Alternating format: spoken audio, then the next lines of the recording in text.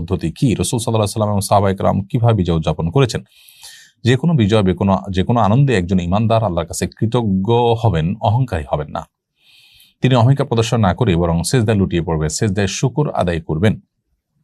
এছাড়া আল্লাহ তাআলা বলেছেন, ইদা জাআ নাসরুল্লাহি ওয়াল ফাতহ, যখন আল্লাহর সাহায্য এবং বিজয় আসবে, ওয়া রাআইতান নাস ইয়াদখুলুনা ফি দীনিল্লাহি আফওয়াজা, এবং মানুষকে দেখবে দলে দলে আল্লাহর দ্বীনে প্রবেশ করছে, অর্থাৎ বিজয়ের আলামত যখন দেখতে পাবে।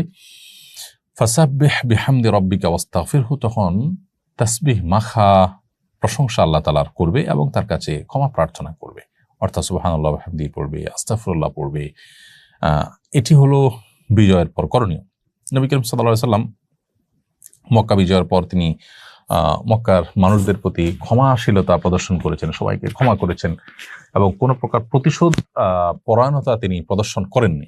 ঠিক একইভাবে আমরা আমাদের বিজয়, আমাদের আনন্দের সময়ে প্রতিশোধের স্পৃহা যেন আমাদের মধ্যে জ্বলে না ওঠে, আমরা ক্ষমাশীলতা প্রদর্শন করব এবং সেই সাথে সহনশীলতা, এটি আমাদের মধ্যে থাকবে এবং আমরা চেষ্টা করব আল্লাহ রাব্বুল আলামিনের কৃতজ্ঞতা নিবেদন করবার।